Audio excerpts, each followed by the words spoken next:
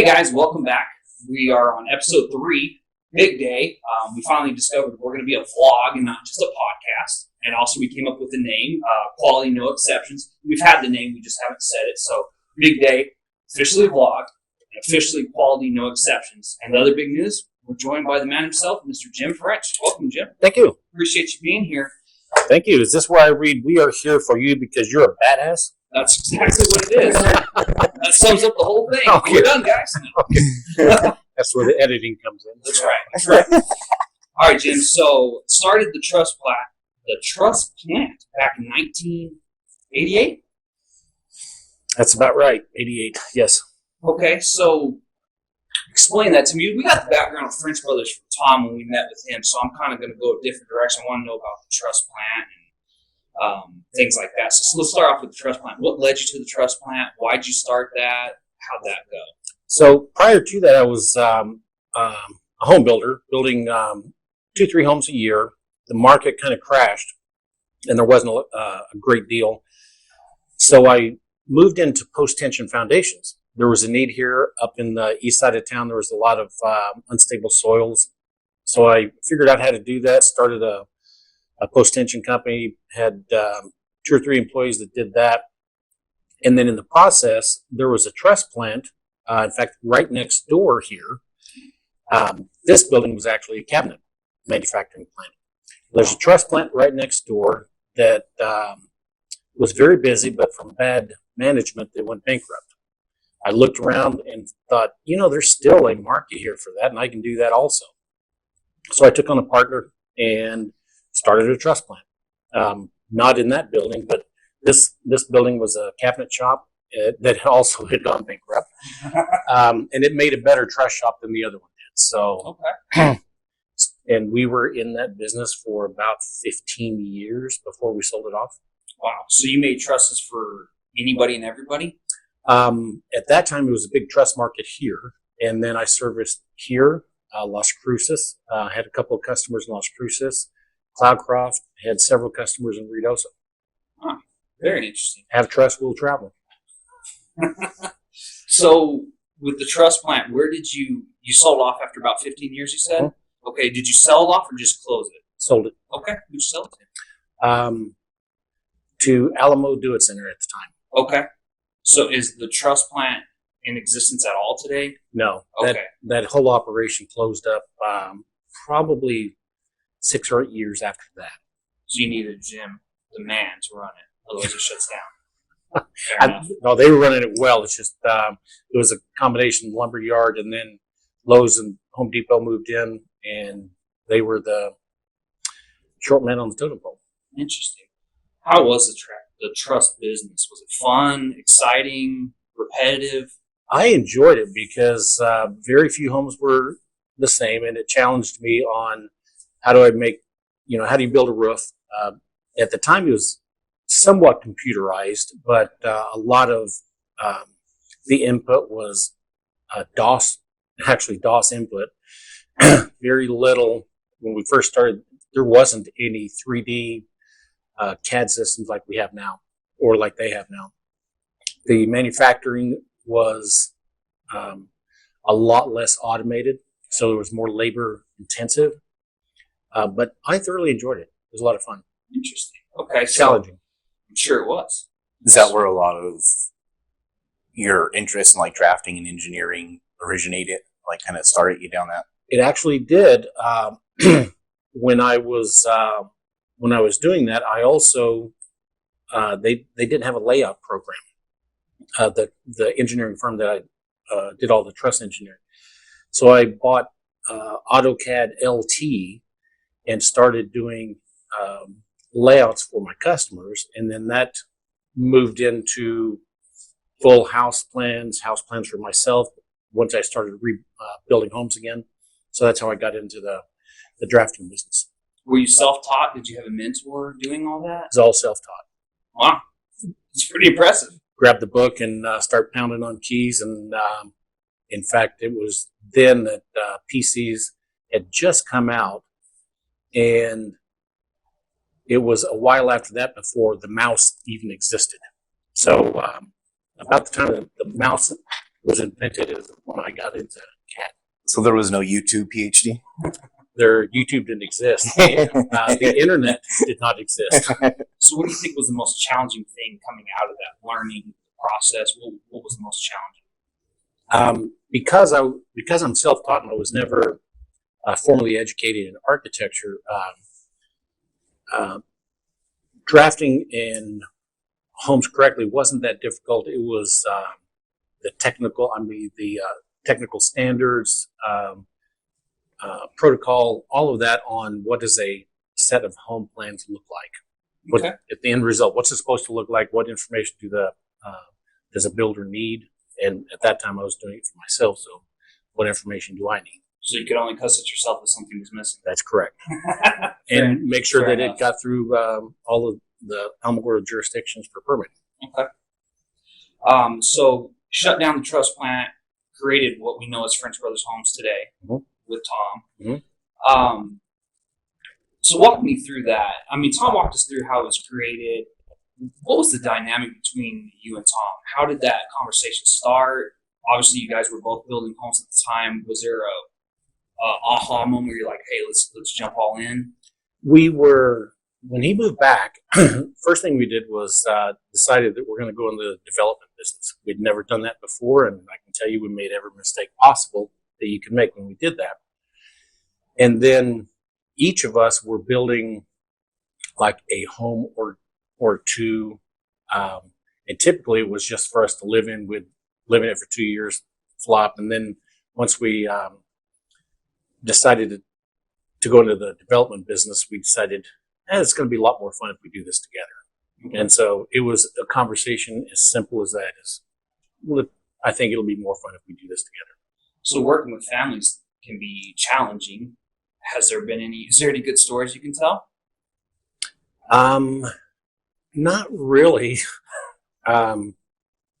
One kind of funny story, we had a very difficult customer. He was an older guy, alcoholic, I believe.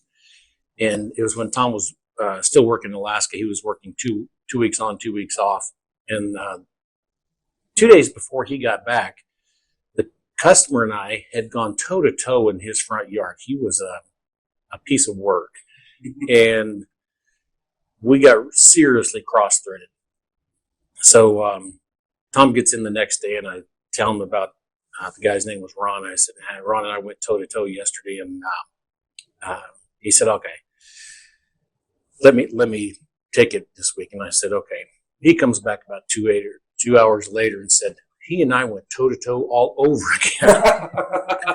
So it wasn't us; it was the customer. And since then, we've learned a lot about customer experience, and a big part of that feud was our fault, and we just recognized it and learned from it.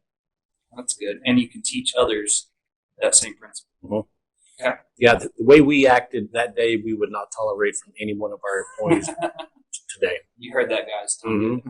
Yeah, there's a lot of old stories like that around, right? Yeah, it was a different time. We all do, yeah. So, was it a natural fit for you and Tom? I mean, working with family, I've worked with family, it can be very difficult. Did you ever take an argument home with you guys to a family event, or you just kind of squashed it and worked pretty well together? We've always worked really well together, and I don't remember a time that we really got crossways. We're both pretty even-tempered, and so we can work it out. And I don't think we've ever taken it home. It's great. That's good to hear. So you settled on the name French Brothers Homes. What made you decide on that? Obviously, it's your last name. What made you decide on that name, one? And two, do you wish you had chosen a different name nowadays? No. Well, okay. We started, my original corporation was French Industries, Inc., and that covered my post-tension work, my home building, and my truss plant. And then when we first licensed, it was years ago, it was called French and French. And then when we got back together, it was kind of a natural thing. Two brothers, let's call it French Brothers, put our name on it. Part of that is, it's not ego, it's more of a accountability and a pride that, okay, we're going to put our name on this and we're going to build a great product. That's a good point. So if you had to choose again today, you would still stick with French Brothers Homes. Correct. Great. That's awesome. When you guys were younger, I was really, really curious about this. So my wife is a twin. And one of the things she struggled with a lot that she talks about with me is, I believe it was somewhere in middle school, she was just known as the twin. Like she was one of the twins. Did you ever feel like that? Like just one of the triplets, like everyone knew you because you guys were the triplets, or have any kind of identity thing going on there with that? Or It was all fun. was it? Yeah, it was great.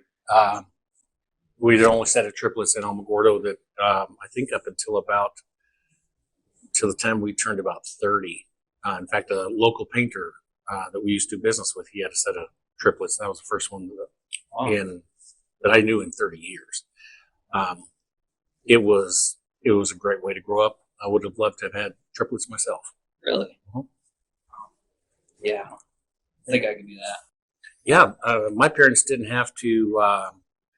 They didn't have to spend all their time coddling us because I had two other brothers and an older brother that there was always a game or a fight or something to do. Yeah, I bet there was plenty. Entertained yourselves. Yeah, exactly. Awesome. So looking now, I mean, we've been in the business for 30 years now, French Brothers? 30 years? 40 years? 30 years. 40. 40 years. It's a long time. Since our very beginning, 40 years. So looking back, could you imagine you'd be here today where we're at, the size we're at, the volume we're doing, the people we have here? Not then. When we first started, I think we were in custom home builder, and that's where we thought our niche was. The recession of 2008 changed that, so we went and figured out in order to survive, we're going to have to become a production builder. So then that's what really, and in production you need volume. So that was the big metamorphosis. There was going from semi-custom builder to a production builder. So that's kind of how we got there. And I don't think either one of us had a vision of doing 200 plus homes a year, or we're headed to a lot more than that. So Right. Any interest in going back to the custom sector? zero. Mm-hmm. What's the main purpose there? What we found when we moved from custom to production is our customers are a lot more appreciative of what we do.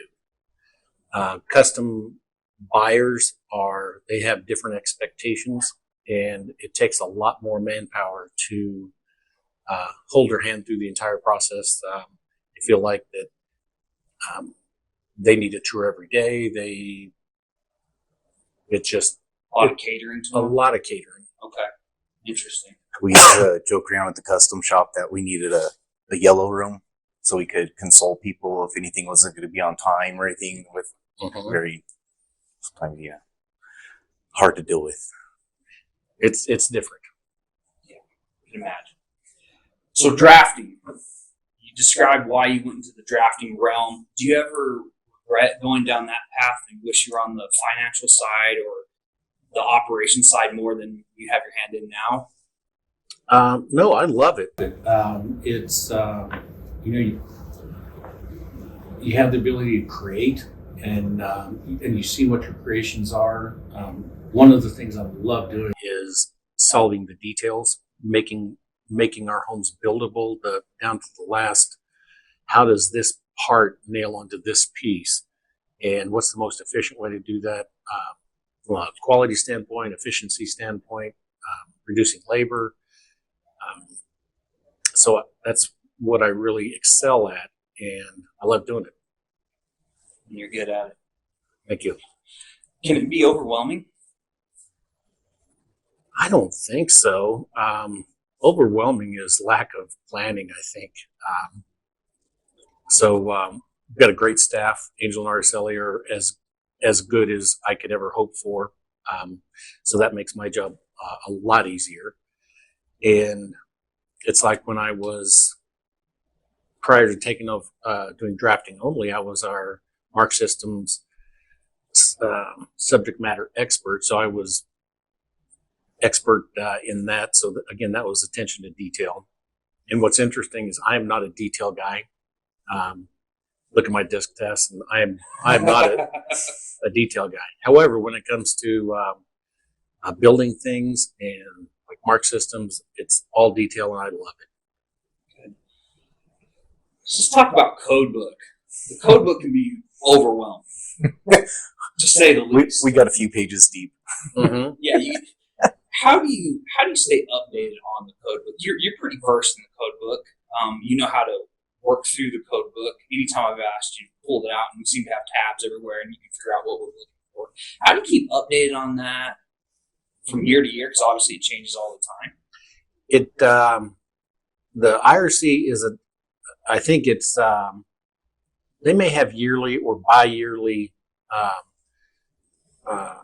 revisions, and then at that point there are publications that a document says these are the changes. You don't have to reread the whole thing. These are the changes. Mm-hmm. So become very familiar with it a long time ago, and then just keep up with the changes.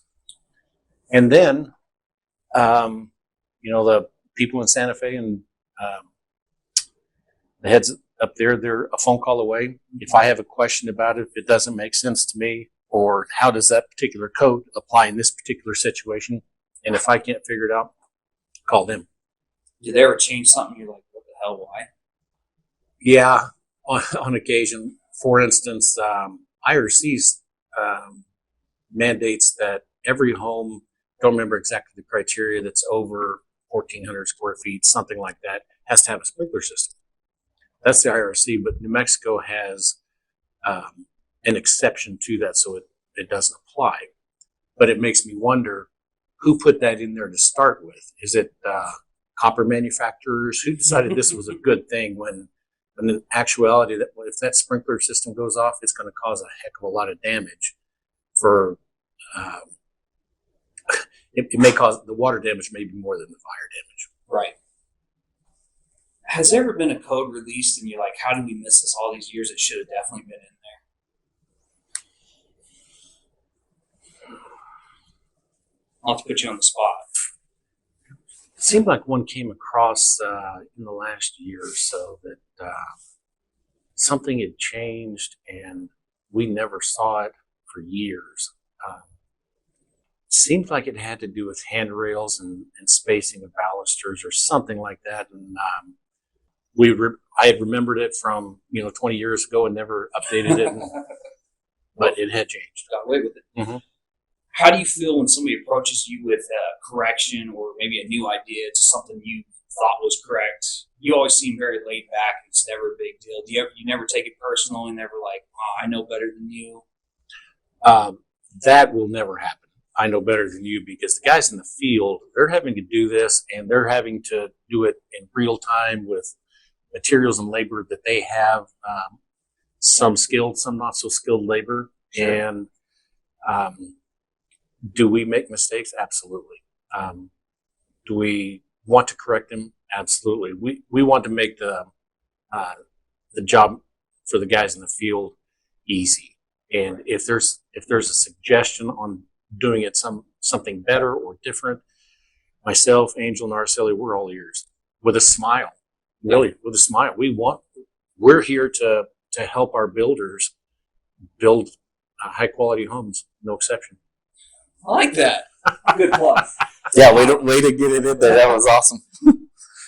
So talking about skilled laborers and non-skilled laborers, obviously the markets, it's tough in the markets we build, and we can't find skilled laborers nationwide. How do you think we start tackling that issue as an industry? As an industry, I think it's headed toward more and more pre-manufactured products. Okay. And what that looks like 10 years from now as compared to today, I don't know that. There's all kinds of talk about 3D printing homes. I actually don't even know what that means. Mm-hmm. I think it's all a concrete little guy that goes around. The arm with the concrete. Right. It's 3D printing it. I've seen that one. But that only solves a small part of the market.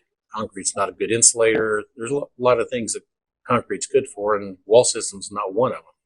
So, however, products and assemblies that are done in a controlled environment. Okay. So let's talk about technology since we're heading down that path. When you first started out, like you said, you didn't have a mouse. Now we have crazy technology. I mean, look at what we're dealing with right in this room alone, right? Right. Yeah, So, it's pretty crazy. Let's talk about that technology change. Obviously, it's for the better. How has your learning curve been? Where do you see technology going besides manufactured products? But where do you see it all heading? Great question. With AI is right around the corner. In fact, it's being utilized in a lot of areas, artificial intelligence, and it could be that in 20 years from now, a draftsman, they put on a headset and they just start talking, or they just thinking about what they want to do, and there's no telling where that's going to head. Have you seen that? I can't remember the exact name. It's a play off of Star Wars, the Jedi mind trick. It was called like the Obi-Wan, but it's the communication through bone vibration that they could put inside the hard helmet, and then you're able. I'll have to find it. It was pretty cool. They were talking about that for communication on the job site and how you hear it. It's like someone talking in your head, and so when you speak it, it's working in reverse. Also, it's taking that vibration. It's not recording the noise from that loud environment, and it's transmitting it to whoever's on that frequency, and then they hear it in their head through the vibrations. Well, it looks like when I first started, this didn't exist. Mm-hmm. It just didn't exist. Cell phones were not invented yet. Internet did not exist, and that has only been in the last 30 years. And look where we're at. What does the next 30 years look like? I'm looking forward to finding out. Oh, our computer just told us the time. That was weird. Uh-huh. Do you ever think we have too much detail in our plans, and that's why some stuff is missed? I don't think so. I agree with that. I'm just wanting your opinion. In fact, in our Tuesday morning huddles, our drafting techs and myself, one of the things we just started last week is, okay, what details are we missing? And let's prioritize them, and let's systematically get those on the plans. And basically, we're triaging it as what problems are they having in the field, and how can we better help them with a plan set. There should be no guesswork in the field. Correct. What makes a good floor plan, in your opinion? The plan set or the floor plan in itself? Yes. Okay. I'd like both answers. It's interesting. We have learned a great deal. I have learned a great deal working with architects and experienced designers over the years, thinking that, and what I've learned is the standard layman probably shouldn't try and design his own floor plan, because architects and professionals, they have a feel and knowledge and education on proportions and all kinds of things that I never would have thought about until I started working with architects, and they're explaining to me why it is that they did what they did.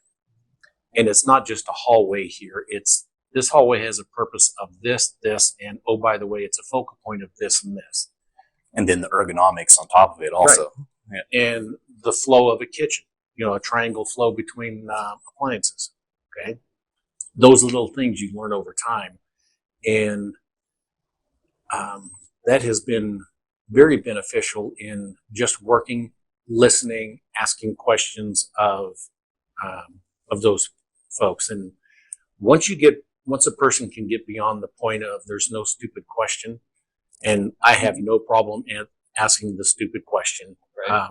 Because then I learn stuff. When you guys were doing custom homes, did anybody just bring you a piece of paper and said, "Hey, build this" on the back of a napkin? Yes. And your thought was? We redesigned it. Yeah. They brought in a sketch, and then we made it work and added proportion and livability and the mechanics of, by the way, you need some closets in these bedrooms. You need a furnace closet. There's where you're going to put the water heater, all these technical things about it's still got to function as a home. Any good designs ever come out of one of the custom homes? Anything unique? You're like, oh, that's a great idea. I never thought of it. There's been a couple of little things that came out. Not much. Nothing that we. There's always experts, right? No, there's a courtyard that came out of one that we built, in fact, in our neighborhood. That is pretty cool. It had a nice fire pit. The overall theme was nice. Other than that, I can't think of anything that somebody brought us something they had sketched out and we drafted and then decided, yeah, we're going to use this again. I can't think of one. Could you imagine what we'd get today with Pinterest and all the technology out there, the crazy stuff people would bring us? It'd be unreal. Well, and I'm sure that's still a problem with a challenge with our sales folks and our builders in that we provide this product. And Pinterest says you can do all of this with, on a dime. Right. Now that's not exactly true because they're not accounting for their labor in all of this. Right. What makes a good plan set? Enough information so anybody in the field doesn't have to make a phone call to anybody else to ask how to assemble this. And it could be very simple or very complex. But so there's absolutely no questions that have to be asked. Okay. Have you ever built something on a plan set on the computer, and then you get out to the field and you walk and go, what the hell, this is not what we're looking for? More often than I can count. Any funny examples? Not that I can think of. However, in the early days of CAD, 3D and 3D walkthroughs didn't exist. So if you couldn't visualize a two-dimensional piece of paper, if you couldn't visualize what that's going to look like in 3D, it was very difficult. And I'm pretty good at that, but even then, there's sometimes that, oh, boy, I didn't see that one coming. You think those are normally like with bigger items or more of detail type items? It could be ceiling height, it could be vaults, it could be window sizes. I can't tell you how many times that we've drafted a set, a new plan, built it, walked in and said, yeah, we need a window there and a window there and get rid of that one. And it happens all the time. When we were in fact, it still happens on a new design. Yeah. If you had to pick one of our floor plans today to build for yourself to live in, Presidio. hands down. I've lived in a Presidio, so I loved it. It's a great floor plan. Yeah, it would be the Presidio 2. We like to entertain. We entertain a lot, so we need big open floor plans that handle 25 or 50 people. Okay. So we can't expect a dinner invitation for Absolutely. Right. The house we're in, we've had as many as 200. So, wow. But a lot of that is outdoor. And it's a custom home that you built back in the day. That one was our flagship custom home pre-recession, and that's when we were trying to really brand ourselves as the ultimate custom home builder in Otero County. And then 2008 hit, And you have no interest in moving out of your current home? Nope. Not at all? No. Is that because you don't want to move your stuff, or you just love your home that I much? love my home. I love my views. I have 1 acre, so we have sunk a taproot and we're not going anywhere. Has great neighbors. Mm-hmm. So as the years progress, how do you see your position changing within French Brothers? Is it more of a mentor type thing? Where do you see that going? In fact, we were just talking about that kind of generally. I love to teach. I love to solve details. So where I see myself is not having operational duties, but working with Adam on technical details for processes in the field, working with our drafting team on, and it's kind of a combination. All of the above is a collaborative on how do we do this better? How do we do this mistake free and get first time quality the first time? And just teaching and mentoring, helping other people learn how to solve the detail. So does taking that type of position make you nervous about giving the reins to somebody else, let others making more and more decisions? It's got to be uncomfortable. You built something spectacular, and to give it to somebody else to say, hey, let's keep running with it. You know, it not uncomfortable, but and not nervous, but it's something that I pay attention to. We spent a lot of years building this. It's got our name on it. Letting the quality or our customer experience be diluted is not something that it can happen. And so we just got to figure out how we get the right people on the bus, give them good training, let them know what the company's expectations are with quality, with people, with our people in between. You know, how do we deal with each other? And we get that culture right, and the rest of it will fall into place. How do you feel our culture is today? From my position, I think we have a great culture. It's genuine is a good term in that I'm not a Jekyll and Hyde, nor my other two partners, and I think it's pretty easy. I think we're pretty approachable, and I enjoy all of the people that I work with. I love coming to work and hugs and handshakes every morning, and I'm hoping that that's the way it is in the field and in the other divisions. I don't think people are hugging in the sweaty field, but Well, first thing in the morning. Okay. What in your personal life has contributed most to your success in business? It's a loaded question. I have a great wife. That's simple. That's simple. What makes her great? We just click. She's very supportive. We've got a blended family. All of my 4 kids are fantastic. I have a great home life. I don't have to worry about if I'm running late from work, if I'm going to get my ass chewed at home. It just doesn't happen. She was in business also, so she understands that this is the way we make a living. Sure.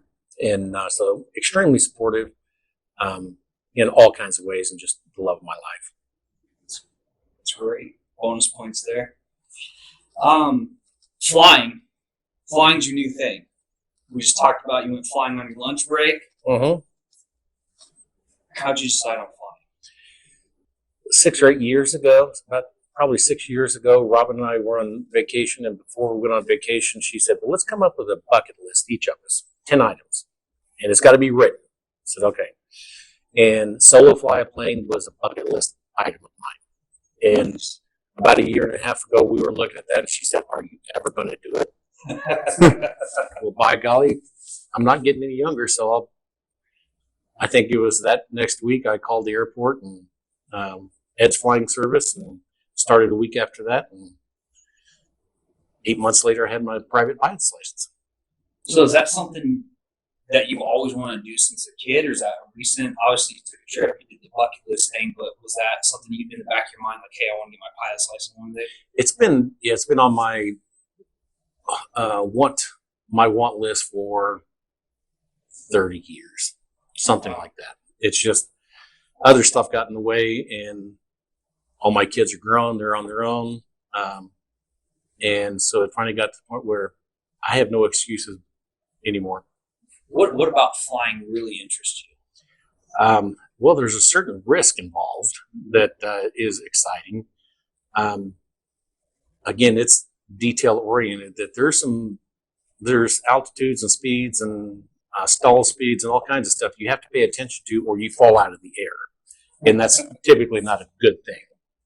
So the attention to detail on that, and it requires a skill set. So learning something new, enjoyed just learning something new. So I've got my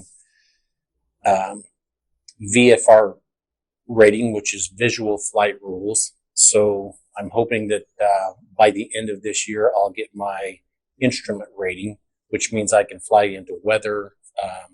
It could be total clouds. I can still fly through it and safely. So that's my goal this year. So right now you have to basically fly in perfect weather. Yes, So I'm to limited. I'm limited. I can't fly in clouds. Do they pull you over? Yeah, there's a sky police. Just, No, yeah. I mean, good question, but there's probably air traffic control that if they would know, and if you're VFR and you go into that, FAA may be giving you a call. I don't know that, but probably have a system that the flags more you. important thing is doing something that you're capable of doing, because getting outside of that, it could cost you and your passengers their lives. So that's the risk part of it. So the next step is basically endorsement, so Mm-hmm. to speak. Okay. It'll be another full blown test. Okay. How many passengers are you allowed to have? Up to 6, Up to 6. or pilot and 5. Okay. I can fly a 6-seater. So with your new endorsement, does that increase the amount you can have in the plane? No, that wouldn't. No, there are other endorsements. For instance, Kevin and I just got our complex rating, and that's just an endorsement. The next endorsement that I'll get besides IFR is high performance, which is anything over 200 horsepower. So that'll be the next thing coming in the next month or two. And if we wanted to go to twin engine, that's another endorsement. More than 6 people, that's another endorsement. So, and each one of those comes with training, somewhere between 10 and 40 hours of training. So it's takes time. Okay. Are you in a competition with Kevin? No, I already beat him. I was the first one there. That's all that matters. Being first, last. What challenges did you face getting your pilot's license? Obviously, you had to pass the test and learn all the things. Was there any other major challenges you had to overcome? No, just that first solo flight. It was interesting where I think I was 13 hours into it. Kevin did beat me there. He was only 7 hours into it when he soloed. But I was 13 hours in, and we had done a couple touch and goes. We came in for a landing, and then we pulled off the runway onto the taxiway, and he said, "Okay, it's time to solo." And so, no forewarning, he just got out of the plane. I turned off the plane, and he got out of the plane, said, "Okay, take it up, take it around the pattern, make a landing." And once I got to the end of the runway to start, I thought, this is where it's fixing to get real. So then I took off and just nervous as hell, made the pattern. Then I'm coming in for the landing. I'm thinking, there's nobody here to help me do this. I've got to get it mostly correct, at least, most of the wheels on the ground and in a straight direction. And it went pretty smooth. But that first time, it gets your attention that it just got real. Is flying and getting your license easier or more difficult than you thought it'd be? Flying's actually easier than I thought it was going to be. Really? Uh-huh. In what way? I thought it was a lot more technical, took a lot more skills, physical skills, athleticism, and it doesn't. The learning part of it is how to, all of the FAA regulations, there's a ton of them, what you can and can't do. When you're going into an airport that has air traffic control, how to talk to them, when to talk to them, obey their commands or converse with them. Sometimes what's interesting is pilot in command is actually the person in command, and air traffic control is there, and they'll give you instructions. But if you cannot comply for whatever reason, you can say, I cannot comply. They'll say, okay, what can you do? And so it's a conversation. They're trying to help you land or do whatever you need to do. And before I got into this, I thought that no, it's this, air traffic control tells you to do this, by golly, you better do it. But it's more of a conversation. They're real people on the other side, and they just want to help. Okay. What's the ultimate goal with flying? I mean, 5 years from now, are you flying every weekend? Are you flying long distances? What do you want to do with it? So I've got a son and daughter-in-law and grandson in Scottsdale. I've got 2 sons and in a month a daughter-in-law that live in Austin and a daughter and son-in-law that live in Houston. And each one of those are, Scottsdale is a 7-hour trip. Austin's 9, Houston's 10 or 11. Or in a plane, I can be there in an hour and a half. That's it. That means we can leave early on a Saturday morning, spend all weekend there, come home late Sunday afternoon, and we're not tired as all get out from driving, 16 hours. It's a great reason. So you mentioned the bucket list that you created. Care to share anything else on your bucket list? That was one of our questions we had talked about, right? Like something you want to knock off the bucket list. Actually, that is right here. Yeah, because I was thinking about that. We talked about it earlier. I was like, hey, we had a bucket list question. Sail the Pacific. Check, done that. Solo fly a plane. Chase a tornado is still on my bucket list. I'll go with you. Nice. I want to be in a shark cage. Something less dramatic is a 30-day golf trip, because I'm still an avid golfer. Fishing with or camping with my grandkids.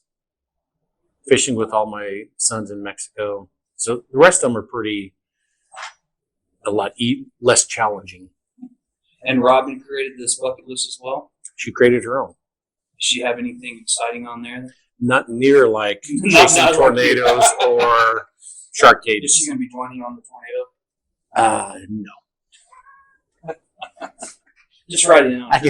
I just got her up to go flying with me already, so that was an accomplishment Yeah. in itself. Did she enjoy that? She did. She scared? She was a little nervous, but once we were in the air, lucky it was a very smooth day, so it was flying through glass or glass-like air, so it was really smooth, and she was taking pictures and videos, and so we had a great time. Nice. It'd be a fun video. Go up, get Kevin also 2 planes. Your perspective, my perspective. We can do the whole vlog from each plane. All right. So, what's one question you wish I had asked you, and how would you answer? When do you plan on retiring? Okay. I thought that might have been a little bit of a sensitive one. What's that? Not sensitive, but We actually had that question. yeah. Didn't we think about it? Yeah. Somebody in Las Cruces asked that question. I said, I don't want to come off disrespectful. So. Oh, no, not at all. My wife asked me that. In fact, she stopped asking me because I said, I'm not going to retire. I love what I do. And I think people retire when they don't like what they do and trying to find something they love what they do, something that they want to do. Well, I want to do this. I love doing it. Pretty good at it. And I can see myself now. I also see myself cutting back to 2-3 days a week. Sure. When I'm 80, okay, More of 3 mentor. half days a week, and my weekends are 4 full days, and you guys are more than capable of taking care of the rest of it. Fair But enough. I will always have a reason to get up, take a shower, and get dressed. Go do something. Stay connected. Yeah, I think that's a big thing. I've seen too many people that retired and then all of a sudden they're sitting on their couch and they just wither away. You don't want that. Not going to happen. Too young for Mm-hmm. that. Final question. What topic and or person would you like to see on the show? Luann. You heard it, Luann. We're coming for you. I'm glad you said that. We were torturing her earlier. I know. That's great. I think that people don't know Luann is a Of course, she's been with us almost 20 years. I think people just don't know exactly who she is and what a wonderful person she is. And I think it would be fantastic for them to actually see who she is. And she's not as tough as she comes across. Yeah, when you have the opportunity to work with her every day in the office, she's one of the nicest people in this office. She is. She's wonderful. She would do anything for any one of us in the company. And I think she would be very interesting. She's getting on here now. Yeah, she is. Luann, coming up. All right, that's all we got, guys. Appreciate you joining us. Jim, appreciate your time. I know you're busy, man. Thank you. All right, guys, we'll see you next sir. time. Thank you. Sorry, my hands are a little. I'm nervous behind Yeah, I'm very Mine nervous was back ready, here. too. Oh, that's cool.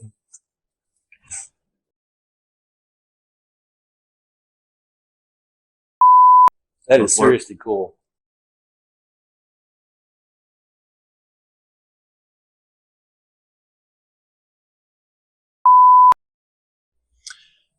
She does what I tell her. So she's not going to be watching Yeah. this, okay? You can cut that part Take out. notes, babe. Yeah. Take notes. Edit. No.